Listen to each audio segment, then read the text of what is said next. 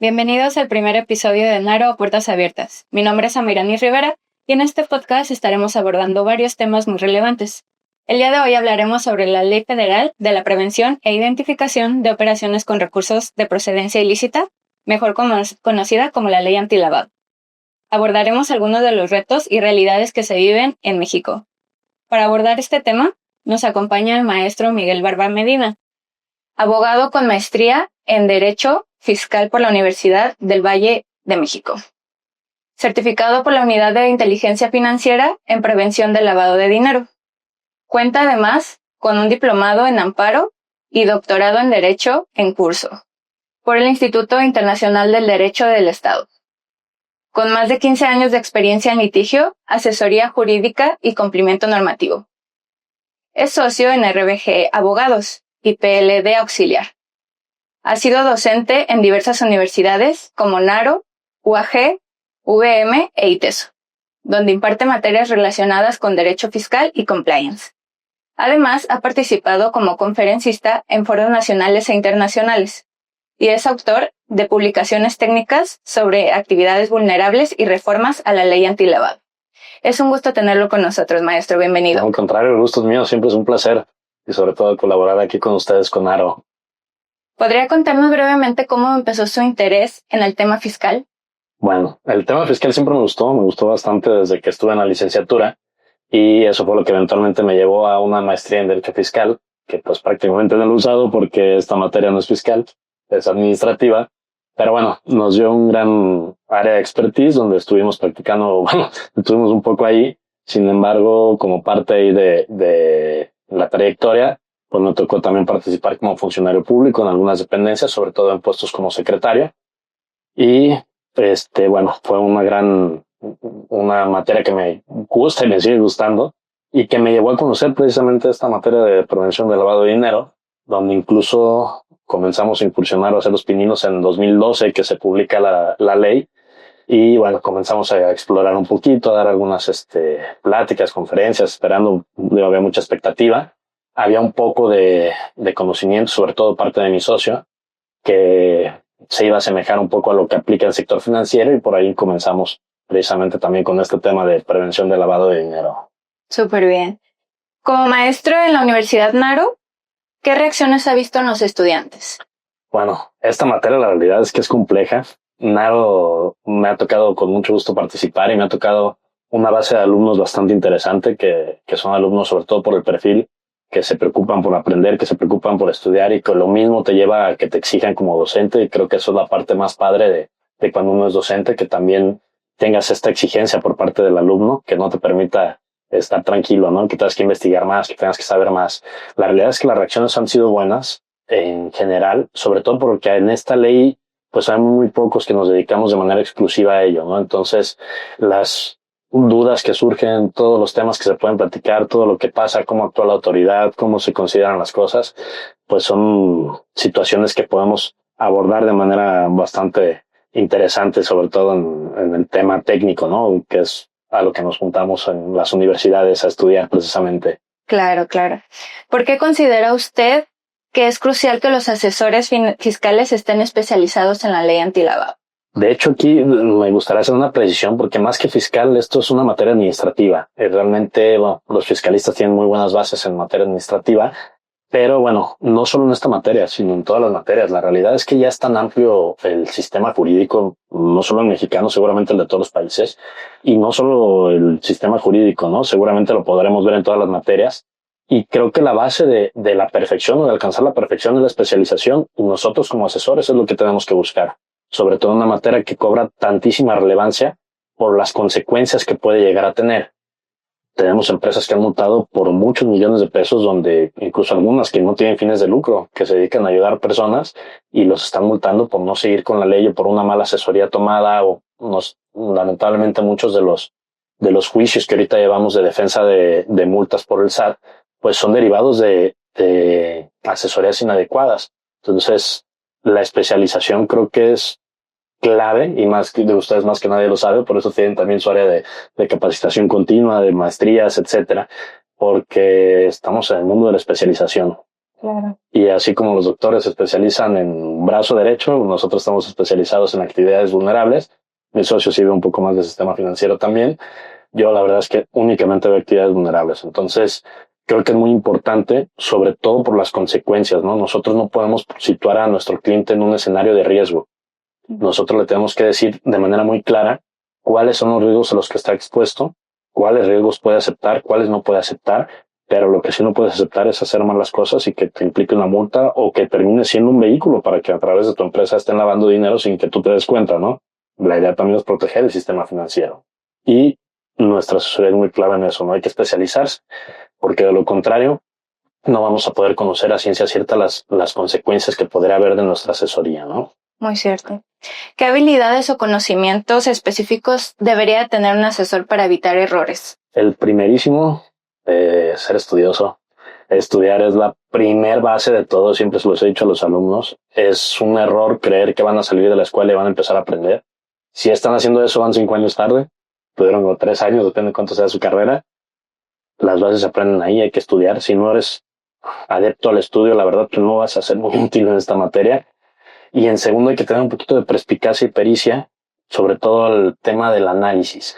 Y esto se adquiere también. Se adquiere a través de clases de argumentación o interpretación jurídica, que bueno, sé que ustedes también tienen muy buenos docentes en esas materias. Y la realidad es que es base. El tema de argumentación e interpretación, sobre todo en una materia que es tan compleja por las deficiencias que tiene la ley, o sea, no permite que se entienda de manera correcta. Una indebida valoración de las cosas, una indebida interpretación, te puede llevar a errores que te cuestan millones de pesos. O sea, tenemos empresas ahorita que han sido multadas porque un asesor tuvo una adecuada interpretación y los han multado con bastantes millones de pesos. Entonces, lo principal es el estudio, la argumentación, la interpretación, qué sentido le vas a dar a esa norma, porque todas las normas van a tener un sentido adecuado para el caso en concreto. Y eso es lo que tenemos que ver. Y también muy importante saber de qué lado estás situado. Si estás desde el lado de la asesoría, la parte preventiva, tú tienes que dar una asesoría preventiva. Si ya el SAT te multó, bueno, ahora sí, el abogado a todas va, ¿no? Es muy distinto cuando asesoras de manera preventiva a cuando asesoras de manera reactiva. Esta materia tiene dos caras. Nosotros siempre buscamos situarnos en la primera, que es vamos previniendo y vamos situando al cliente en un escenario en el que no los puedan llegar a sancionar y en el que no los puedan llegar a utilizar como vehículos, sino que tengan un cumplimiento muy, muy asertivo, ¿no? En donde sí, en donde no. Esta es una materia que hay que cumplir no por cumplir, sino hay que hacerlo de manera muy especializada, ¿no? Ahora sí que con bisturí, requiere un poquito de tema muy delicado. Claro, y como menciona usted, es importante la prevención. Muy. Maestro, ¿cuáles son las consecuencias que usted considera más comunes para una empresa que recibe asesoría incorrecta en este tema? Sí, entonces la realidad es que las consecuencias pueden llegar a ser catastróficas. Ahora somos abogados de moda y nos han pedido muchas asesorías y hemos visto cómo en algunos casos hubieran podido tener consecuencias catastróficas si no las tuvieron y en otros las han tenido. Y esto genera un doble conflicto, ¿no? Uno, que sí puedas tener una consecuencia catastrófica y la otra es que haya salido bien librado porque la autoridad no tenga el conocimiento adecuado para hacer una visita de verificación específica y creas que estabas haciendo las cosas bien y sigas en un error. Creo que este es el más grave porque eventualmente te va a llevar a una consecuencia catastrófica. ¿A qué me refiero con catastrófica? Hemos escuchado de multas de 500 millones de pesos, de 100 millones de pesos, de 20, de 5.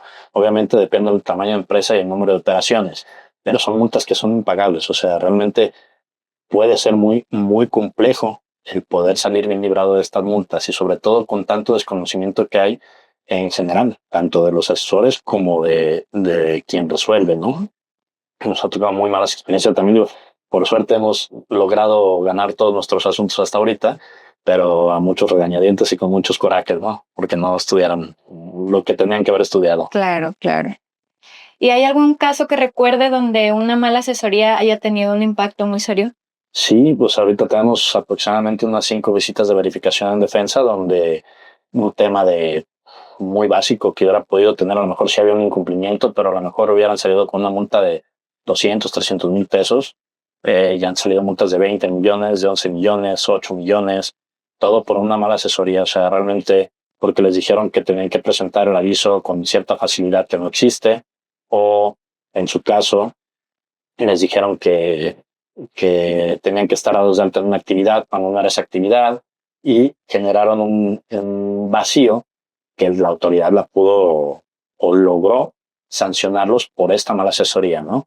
Nos ha tocado desarrolladores inmobiliarios que dan de alta como si fueran prestadores de servicios profesionales porque a un asesor se le ocurrió que administraban los recursos de sus clientes, o nos ha tocado, por ejemplo, personas que están arrendando inmuebles y también les dicen que son prestadores de servicios o viceversa, no hacen un análisis adecuado de la instrumentación y por lo tanto termina el SAT sancionando, porque aparte el SAT pues normalmente cuando va busca ir a sancionar. Claro que sí. Maestro, sobre la última reforma del 16 de julio de este año, ¿qué cambios importantes trajo la reforma reciente y cómo afectan a los contribuyentes? Sí, es un tema que me gusta mucho y han tenido un sinfín de participaciones en foros y conferencias sobre este tema porque hubo mucho revuelo. Como te decía hace un momento, pues es relativamente nuevo, aunque salió en 2012, la gente no lo había volteado a ver, ya comienzan las visitas de verificación, la autoridad comienza a sancionar más, es una realidad. Y luego, bueno, sale esta reforma que viene a asustar y genera una parálisis. Yo de momento, de verdad, no paraba de contestar el teléfono porque todo el mundo estaba asustadísimo. Y pues la realidad es que no trae muchos cambios sustanciales. En el tema de obligaciones, pues básicamente en casi ninguno. Ahorita les platico los que yo considero relevantes, pero la realidad es que ha sido falta de enfoque. O sea, realmente o los asesores o las empresas no le habían invertido el tiempo suficiente, ¿no? Hay fracciones donde pues realmente, pues sí, a lo mejor involucra algo novedoso, pero que ya se tenga que hacer o por otra legislación o por la misma estructura o legislación secundaria de la ley. Te pongo dos ejemplos muy fáciles. Podemos ver el caso del manual, que ahora sí lo suben a la ley, no estaba en la ley, si tienes que tener un manual de procedimientos. Antes estaban las reglas de carácter general, pero la realidad es que el SAT cuando hacía una visita de verificación te multaba. Entonces, pues yo no le podía decir a un cliente no tengas un manual porque no viene en ley, porque hubiera sido una mala asesoría, ¿no? Lo que decíamos hace un ratito. Ya sé que los van a multar. Yo tengo que prever eso. Entonces, como esta obligación, te puedo poner, por ejemplo, hay otra donde ahora se dice, o no sé, la ley dice o señala que vas a tener que guardar información relacionada con la operación durante 10 años. Y esta obligación, la realidad es que está desde 1981 en el Código de Comercio. Entonces, realmente no habíamos puesto atención a todo el andamiaje que necesita estar revisando una empresa a la hora de tener un cumplimiento normativo. Y lo que sí les va a afectar a las empresas realmente, pero tampoco es malo, porque al final de cuentas es la capacitación. Capacitarse nunca está de más. Aprender el conocimiento nunca está de más. Nunca hay conocimiento de sobra. Entonces, esto sí, ¿por qué les va a impactar a las empresas? Por el costo. Obviamente va a tener costos, pero bueno, son costos bien aplicados con un buen capacitador, serán muy funcionales para su empresa. Van a tener que hacer auditorías anuales. Esto también es un tema de costos, pero bueno, qué mejor ventaja que contrates un buen auditor y que voltee hacia atrás y diga, oye, tuviste estos errores, o fíjate que consideramos que esto lo podemos perfeccionar, o mira, aquí vamos a ajustar estas tuercas, porque quiere decir que cuando llegue la autoridad a hacerte una visita, ya no vas a tener un problema catastrófico. Tendría que tu auditor haber visto de manera muy específica qué errores pudiste haber cometido. Y finalmente los sistemas automatizados, como saben, ya dijeron, pues yo soy socio fundador de uno de ellos, junto con mis otros socios, se llama Pelea Auxiliar. Y esto, bueno, que los costos no van a ser altos, son sistemas automatizados, la realidad es que son, ahora sí que cuando tienes que gastar en algo que no te has contemplado, cualquier cosa es cara, ¿no? Hasta un peso. Entonces, estas son las cosas que sí le van a afectar a la empresa. Lo demás es cumplimiento, que si se cumplía de una manera, y esto la verdad es que es un tip para todo lo que hagan asesoría en esta materia, es un cumplimiento que ya tenían que venir dando. Tenían que estar muy presentes y muy pendientes de este cumplimiento, ver muy bien las reglas de carácter general, ver muy bien los criterios del SAT. Ojo, no los que ponen en el portal, esos les orientan más. Estar en comunicación con el SAT te contesta preguntas, tú puedes hacer consultas y te las contesta. Estar leyendo, buscando sentencias para poder ver cuáles son los criterios que está tomando el SAT para el tema del cumplimiento. Pero la realidad es que es muy importante este análisis y este estudio de todo. Y sobre todo que también las empresas o los empresarios estén preocupados y conozcan la contingencia a la que pueden enfrentarse. Porque a veces de verdad no ha sido lo suficientemente no me gustaría decir capacitado porque no es un trabajo del empresario, sino no ha tenido esa información o sus asesores no han logrado acercarle esa información para decirle, oye, aquí hay una contingencia fuerte. Entonces, primero, el empresario debe saber que aquí hay una contingencia que le puede tronar su empresa, o sea, puede tener una consecuencia de que llegue al cierre de la empresa, no pueda sostener sus operaciones. Eso por una parte. Y la realidad es que acercarse a asesores que estén pues, especializados y quienes asesoren, especializarse, digo, ahora de verdad con la reforma es increíble cómo hay tantísimos mitos y cómo me han dicho a mí que nos vamos a ir a la cárcel quienes estamos encargados de cumplimiento. Una infinidad de mitos que tampoco hay que creerlos, ¿no? Tampoco hay que sobrereaccionar. Ahorita, por ejemplo, estamos con asesoría de una empresa porque vieron que estaban haciendo las cosas de una manera inadecuada. Su asesoría no, su asesor tenía ideas distintas a las nuestras. Nuestra experiencia podía pasar, que los fueron a montar y con esto se asustaron un poco, ¿no? Entonces luego también empiezan a sobrereaccionar. También sobrereaccionar es malo, hay que reaccionar en la justa medida. Esta materia no es de preocuparse, es de ocuparse. A ver, ¿qué tenemos que hacer? Esto. ¿Qué podemos hacer para mejorar? Esto. Podemos hablar de una segunda opinión. Las segundas opiniones siempre son buenísimas. A mí me encanta que nos confronten, que nos digan, no tiene razón. Que podamos ser, esa parte también es la verdad, un tip para todas las materias, yo creo. Ser críticos, no quedarse con lo que nos dicen, oye, ¿por qué? Oye, Miguel dijo esto, ahora vamos a ver una ley que dice, ¿por qué nos dijo, oye, ¿por qué dijiste esto? Oh, pues aquí está esta sentencia, aquí está este criterio, así nos pasó en un asunto. Entonces esa es una parte muy importante. Ahora con esta reforma, creo que lo principal es revisar bien el cumplimiento que estamos haciendo, sobre todo ser autocríticos. Ya entendimos bien la ley, nos queda duda sobre esto, sabemos que dice bien esa fracción, nos toca nuestra mayor expertise es el sector inmobiliario. La fracción 5 es una de las más incomprendidas y más ahora que emiten una fracción 5 bis, donde ahora dicen pues lo que ya decía era 5, pero que hay que dar aviso de los recursos que se destinen para un desarrollo. Esto ya estaba en la fracción 5 desde hace muchísimo y por ahí tengo algunos artículos al respecto. Incluso pueden ver, está el decreto en 2016 donde básicamente dicen, ay caray, no habíamos leído y se nos olvidó que está el desarrollo inmobiliario ahí.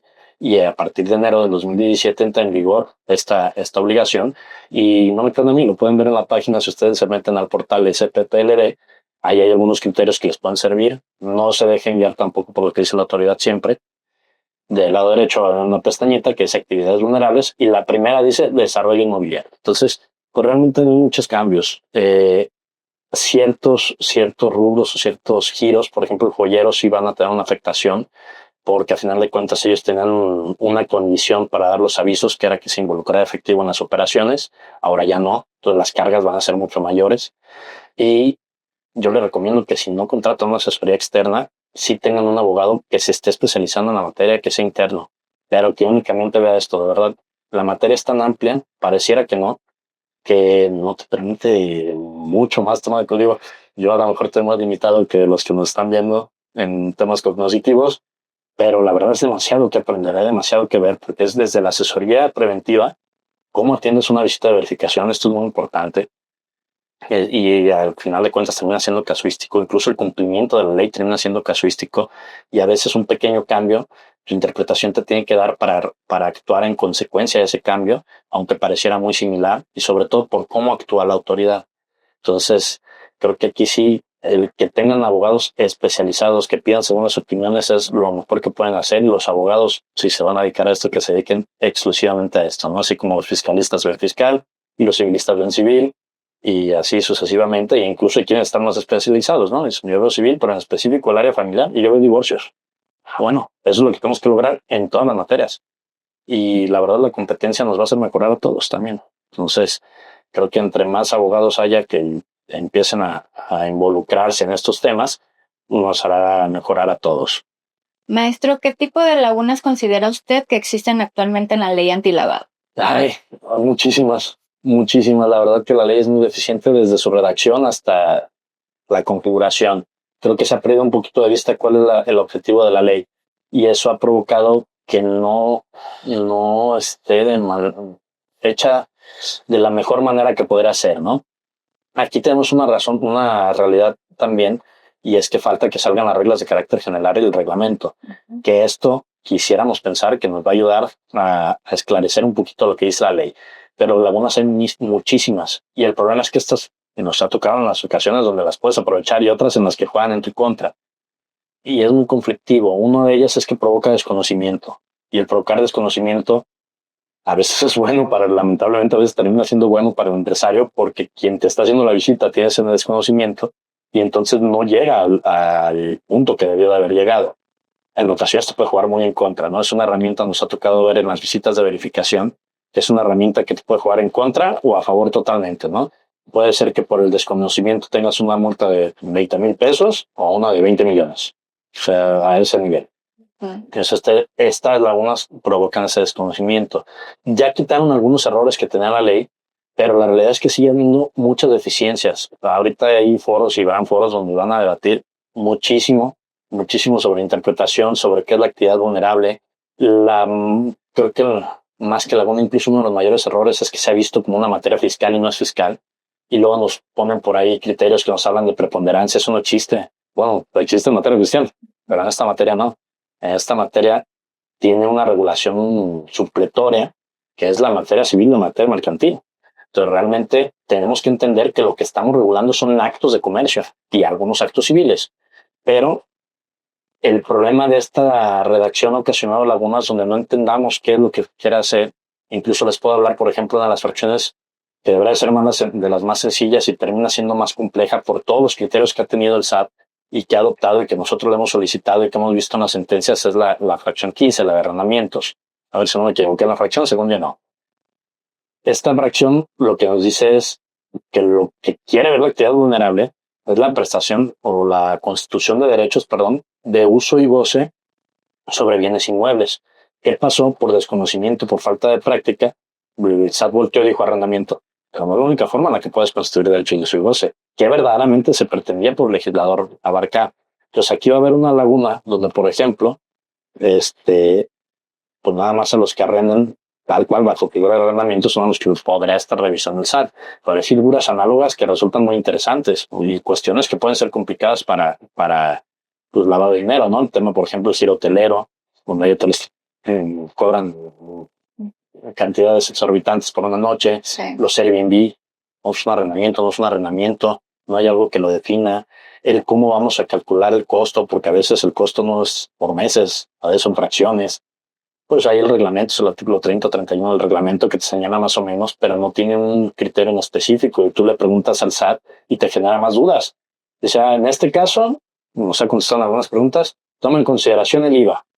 ¿Por qué el IVA? Ah, pues así no lo dijo. Toma en consideración, nos ha dicho, toma en consideración los depósitos. No me los avises, nomás considera para determinar si es actividad vulnerable. Entonces, podríamos hablar de la ley días, como nomás me dedico a esto, pero la realidad es que como en este caso vemos, puso uno relativamente muy sencillo, pero dentro de las 16 fracciones de la ley, te enfrentas a este problema de determinar que sí o que no. Y las cuestiones de las sanciones, son catastróficas. Anteriormente había una laguna muy buena para los sujetos obligados, muy mala por el legislador donde se equivocó de artículo. Entonces, toda la presentación extemporánea con más de 30 días, pues te remitía a un artículo 55, que el 55 habla de otra cosa, habla de espontaneidad, y entonces había por ahí un argumento de tipicidad que nos ha funcionado mucho y que ahorita sitúa, las empresas también en un punto importante porque pueden regularizar todo lo que fue antes de la reforma. Con la reforma se quita este vicio y ya establecen su propia sanción y por ahí, si no mal recuerdo, establece una sanción de 2,000 a 10,000 UMAS, que deben ser más o menos de 200,000 pesos o $1 millón de 113.14 la UMA. Entonces, se limpian algunas lagunas. Creo que las lagunas más importantes son en la parte contextual. Sigue la laguna de las visitas de verificación. Las visitas de verificación también terminan así como el cumplimiento se vuelve en ocasiones casuístico y eso es bien complicado porque siendo una ley donde el Estado utiliza su facultad de imperio para sancionar, debería ser muy exacto el cumplimiento, no qué interpretación, qué interpreto yo, porque si no vamos a llegar a un problema donde siempre vamos a estar en disonancia. Pues la autoridad va a creer una cosa y yo otra. Por eso también aquí en esta es bien importante y se los comento a todos también como un tip a todos los abogados y empresarios, no vivimos de ello. No importa quién tiene la razón. ¿Cómo vamos a hacer nuestro cumplimiento? Es lo importante. Yo vivo de dar una excelente asesoría a mis clientes, no de saber que tengo la razón, no, eso la verdad es secundario, es un tema de ego. Entonces, primero esta parte muy importante. el tema de las visitas lo remitieron a la Ley Federal de Procedimiento Administrativo, pero la verdad es que no es un procedimiento que sea apto para revisar esta materia. Porque incluso si ustedes ven la ley, aquí en la Laguna Enorme, no tiene un plazo para concluir una visita de verificación y se ha vuelto un relajo. Se ha vuelto un relajo de verdad porque la misma ley te remite de la Ley Federal de Procedimiento Administrativo, te señala por ahí unas 32, 34, que todo lo que no tenga plazo será en 10 días. Y luego entonces comenzamos los juicios solicitando caducidad, una figura específica. Decíamos, oye, la autoridad se le pasó el tiempo para hacer la visita, pero luego también por un mal estudio entra el tribunal y les corrige la plana y te dice, oye, no, hay que aplica el 17, que es el silencio administrativo, que para nada aplica. Y hemos venido empujando y bueno, ahorita ya por fin tenemos algunas sentencias que avalan lo que hemos dicho siempre, pero ha sido esta estira y afloja.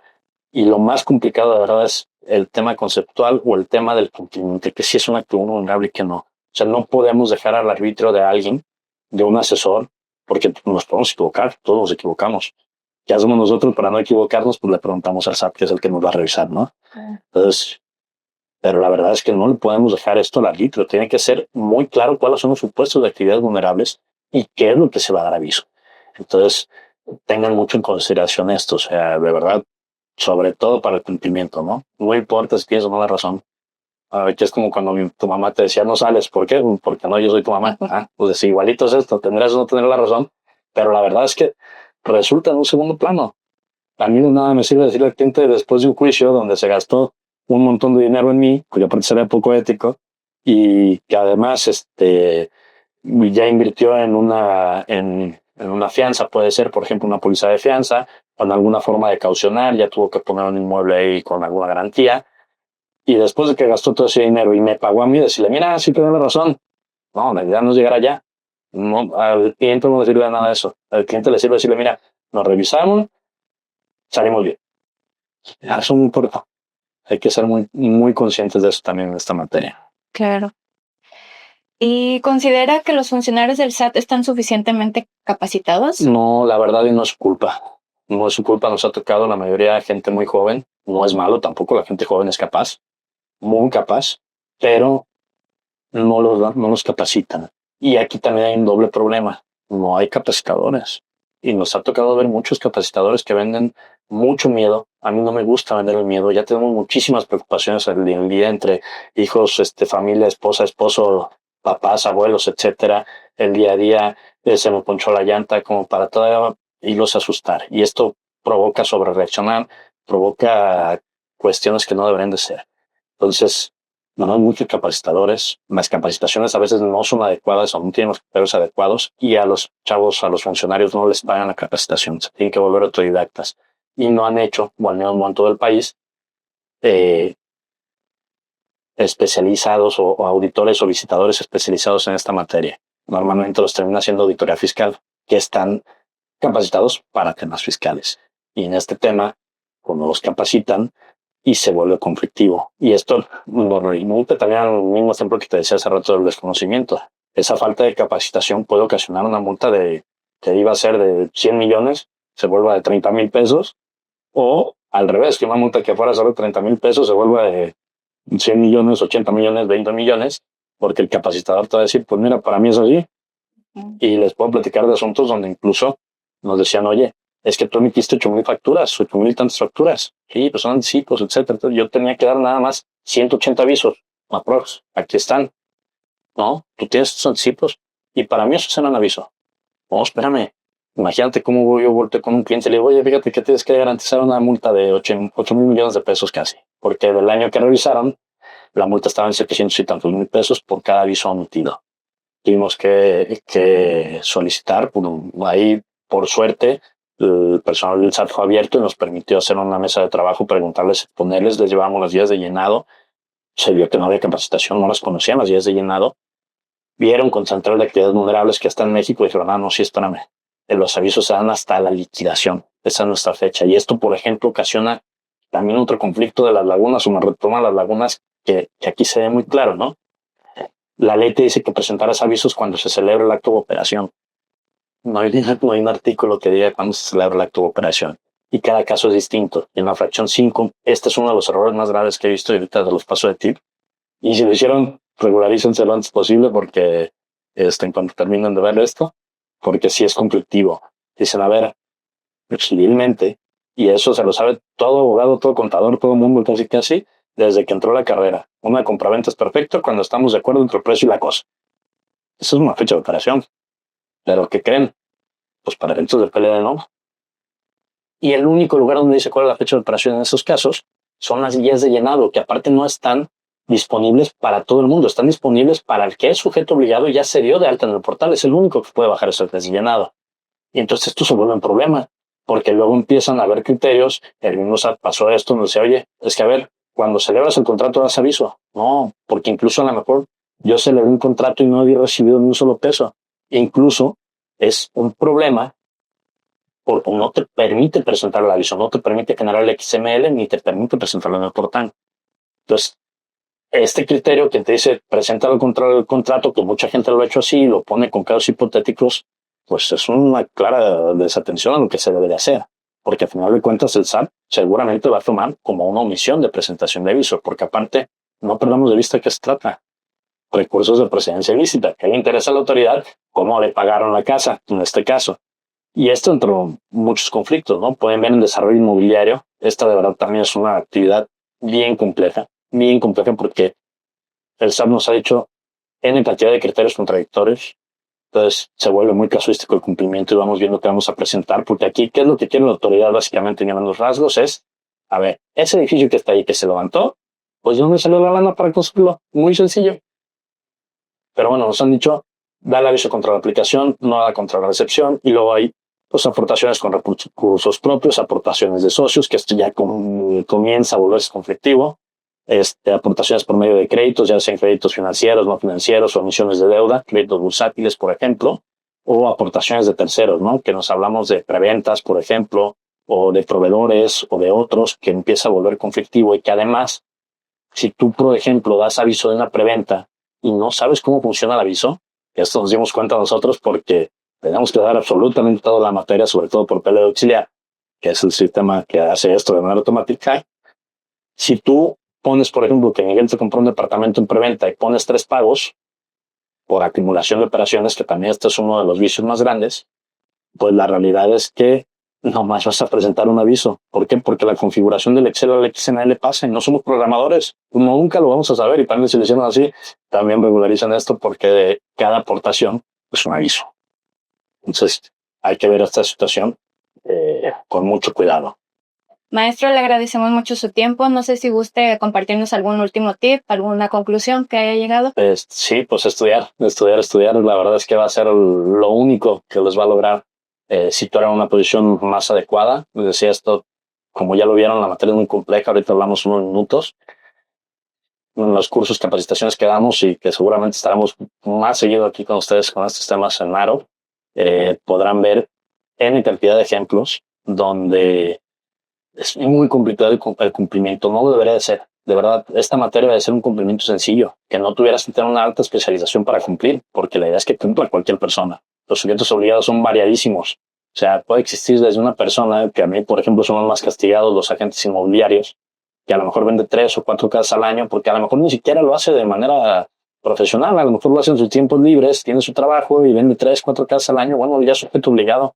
Y él ya está obligado a conocer todo esto, porque además él no puede delegar la figura del encargado responsable de cumplimiento, sino que tiene que hacerlo a través de su propia persona, pero es unipersonal, no las personas físicas. Entonces, en conclusión, la verdad es que hay que estudiar un hecho, hay que asistir a cursos de capacitación, procuren que los capacitadores sean gente que se dedique a esto y de preferencia de manera exclusiva, porque de verdad el cumplimiento es complejo. Si no llevan el conocimiento desde el inicio, la parte preventiva, hasta las visitas de verificación, como revisa el SAT, y la defensa para saber cómo te va a resolver la autoridad, se vuelve muy complicado y se puede cometer errores. Todos estamos a la expectativa, somos humanos, podemos cometer errores, pero la especialización hace que se cometan menos errores. Y bueno, de entrada yo sé que ustedes tendrán mucho ímpetu en que estos temas sean vistos en las capacitaciones, en las especializaciones, en las maestrías, y eso, bueno, ayudará de manera muy concreta a un correcto cumplimiento en general, y que al final de cuentas no olvidemos que también es parte de poner un granito de arena, ¿no? No es solo el tema de cumplir por cumplir, tiene una finalidad de ley, de proteger el sistema financiero, hay que proteger. Sabemos que tenemos un problema gravísimo de delincuencia, que esto se va a ir eliminando en la medida de que estudiemos más, tengamos mejor educación, mejor cultura, mejor estilo de vida, incluso que eso también te lo puede dar el estudio. Entonces, sí tiene un propósito la ley, tampoco se vayan por la idea, por la tangente, pues ya me pusieron la obligación y ya cumplo. No, tiene una finalidad, así como las leyes de tránsito que procuran que traigas un cinturón y que te dices, oye, ¿por qué? Bueno, una razón de ser. Igual esta ley, ¿no? Todo tiene un propósito, hay que enfocarnos en estudiar, hay que ocupar, esto es lo más importante, no preocuparnos, no sobrereaccionen. Habemos algunos asesores o bastantes asesores a los que se pueden acercar y con todo gusto los podrán ayudar o los podremos ayudar. Y obviamente, pues un placer, como siempre, estar aquí con ustedes, con Aro. Me encanta trabajar con ustedes y seguro será más seguido. Esperamos que el trabajo lo permita también. Muchas gracias, maestro. Nuevamente un placer tenerlo aquí con nosotros y muchas gracias por acompañarnos. Nos vemos en el próximo episodio.